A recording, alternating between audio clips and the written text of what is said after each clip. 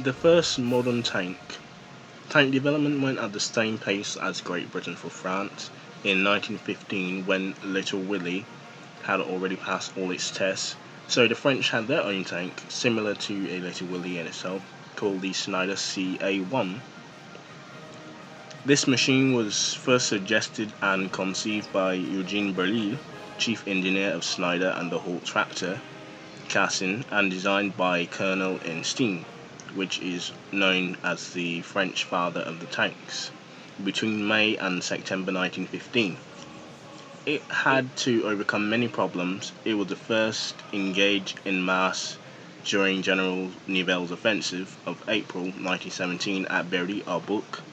It performed poorly, lacking speed, good maintenance, protection, trench crossing ability, and it was also very cramped.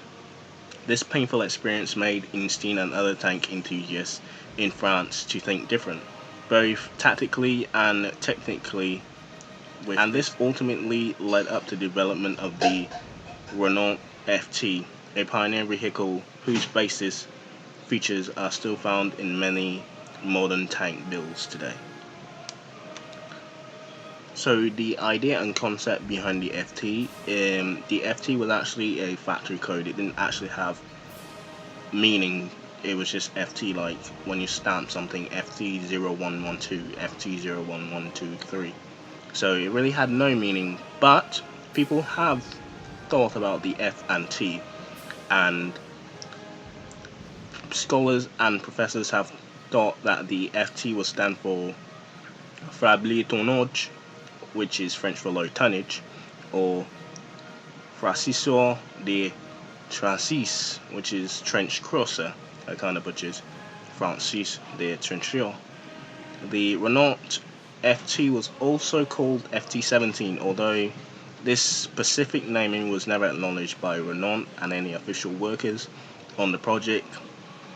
It was to be related to the year 1917, so Model 1917, as it was customary for many French weapons at the time to be called when they were introduced or when they were made and entered service into the war,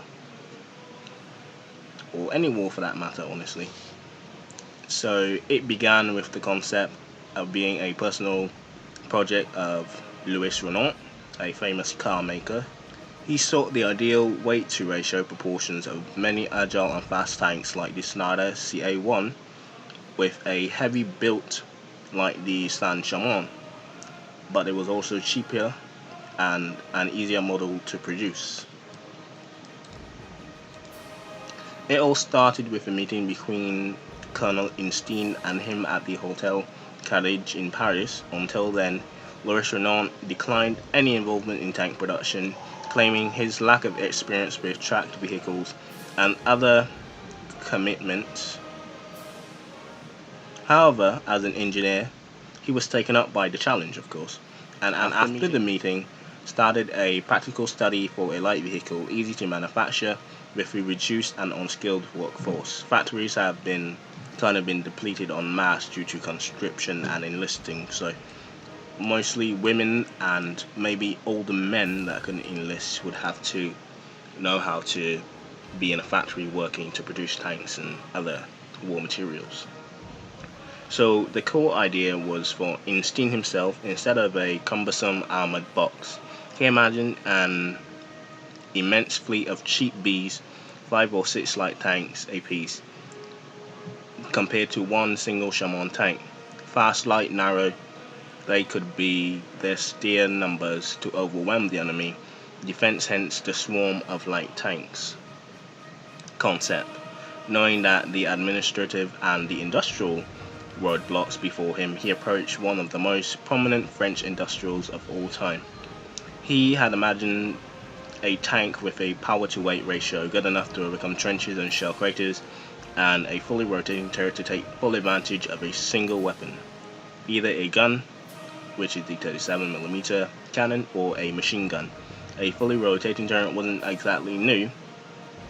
It was used operationally since 1915 in many French armored cars, such as the Renault Bigot and the White, and by countless other armies around the world. In 1905, Caron armored car, already using a fully successful rotating turret.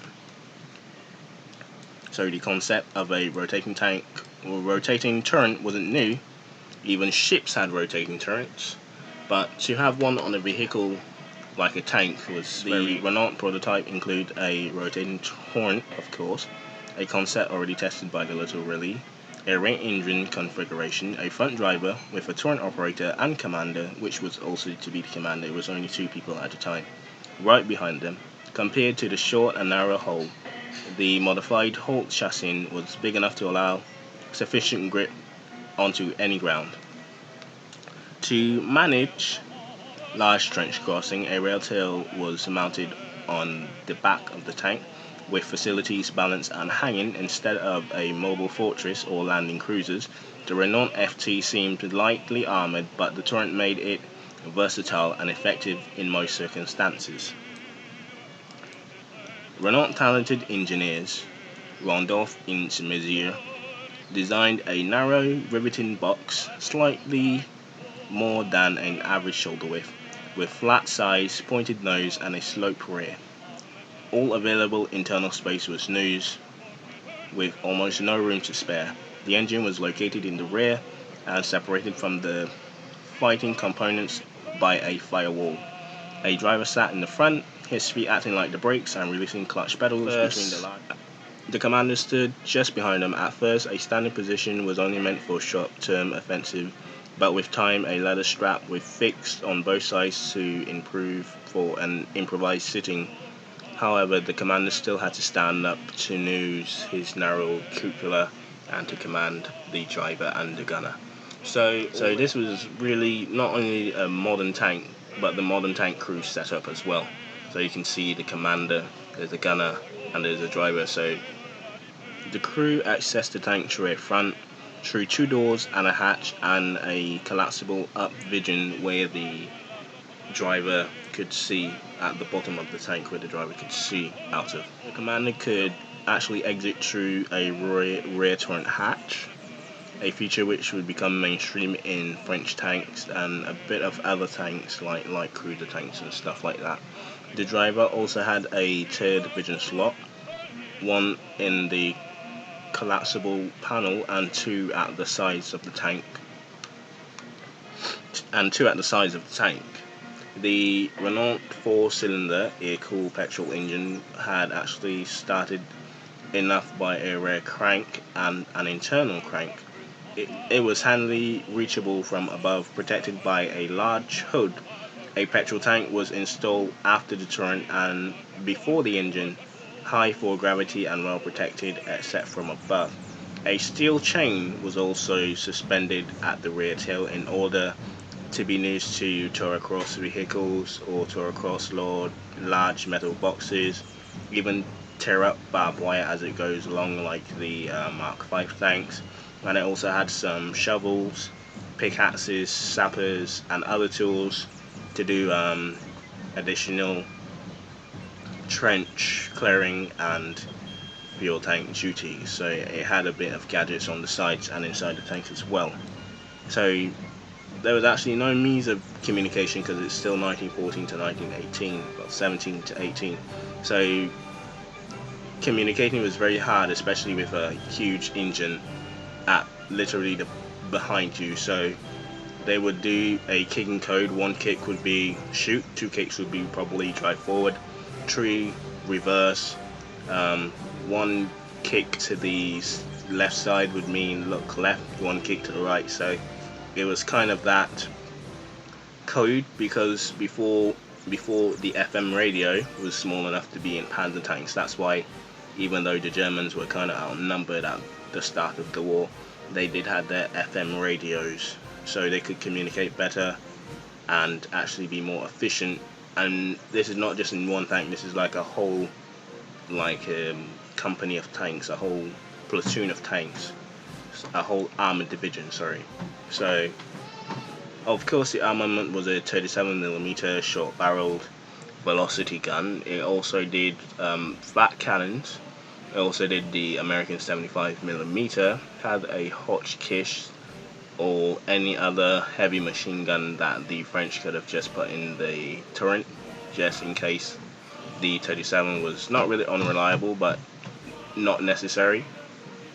And so even for its small stature, the FT light tank was very well armed. So to get close to it would be kind of a death sentence. But with the right tactics, you could take out an FT. But it was so versatile, so small, and so fast that you had to be on point and very tactical. Even though it was lightly armored, it was still fast enough to run away. Also, one more thing here, you got camo, which I found very interesting. So after some successful experimentation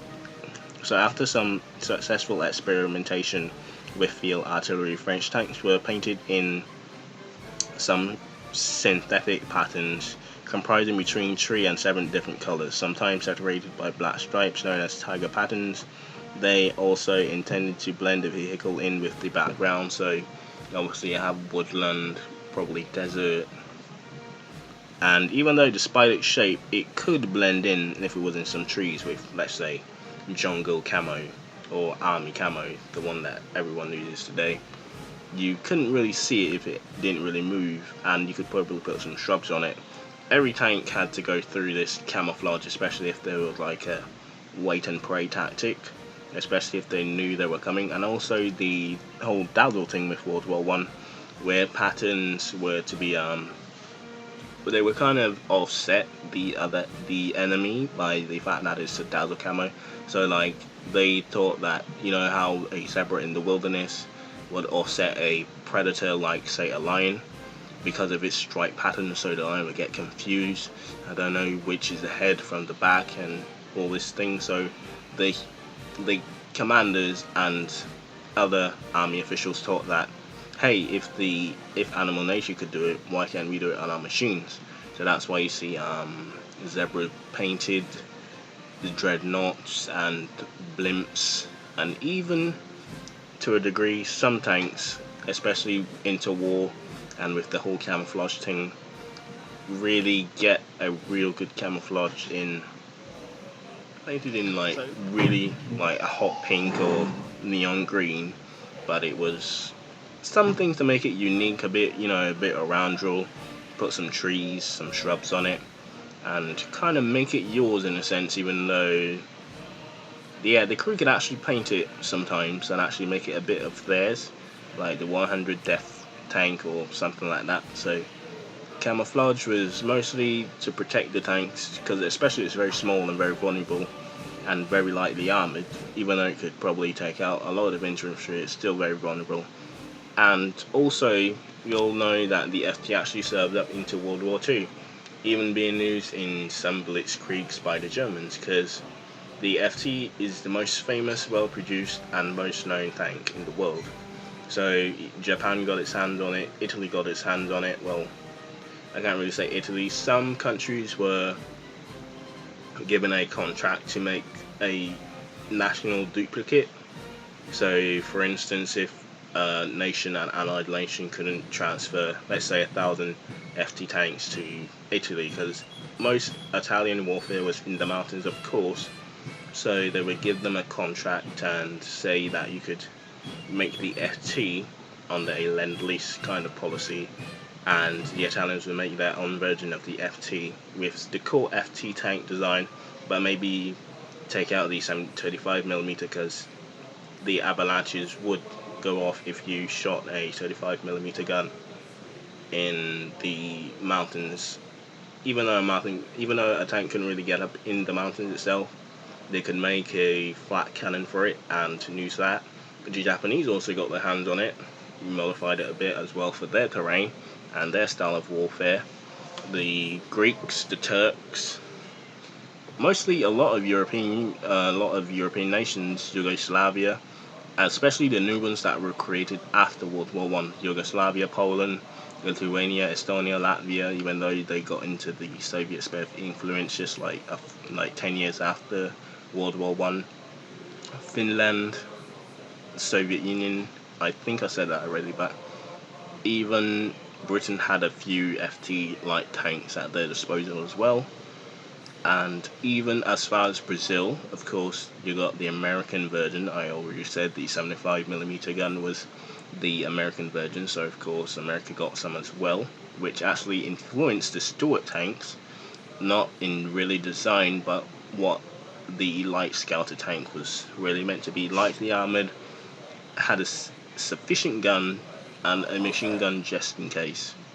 So interwar years, it did serve in the Spanish Civil War, the Rif War, some conflicts in Yugoslavia, the occupation of Yugoslavia, Fortress Europe, Nazi Germany, some British light scout tanks were in use, and there were F.T. tanks as well. And even as far as Japan, they were still using some F.T. tanks, because Japan wasn't really too industrial. They actually relied on most of its empire just for basic food and oil, and of course America as well, so the industrial industry wasn't top notch, so even Japan had to use what it had. And we could even say China in the Civil War. Yes, some F.T. tanks did serve in the Chinese Civil War, mostly on the nationalist side, but the Soviets did give a bit of old material to the communist Chinese. So even up to today in 2014, 2015, the F.T. tank and a lot of other World War II relics are being used in the Middle East with ISIS and all that kind of stuff. So even up to today, the F.T. tank is the most popular, the most ingenuitive, and it was the first modern tank.